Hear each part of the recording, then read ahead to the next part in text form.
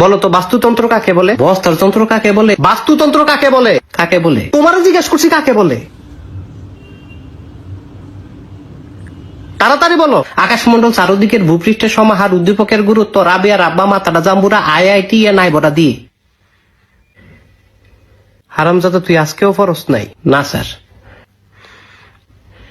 তাহলে সারাটা দিন কি তুই? স্যার আমি পড়তে বইছিলাম। তারপর? আমার বই নাই। তোর বই কই?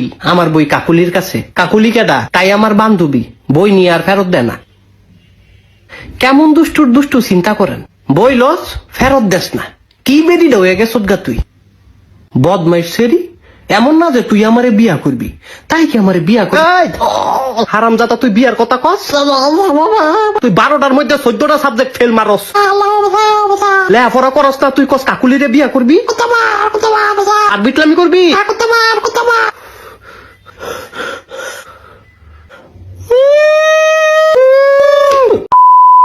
সুন্দর কইরা বুঝামু, সুন্দর কইরা বুঝবি। আচ্ছা ঠিক আছে, এদিক টাকা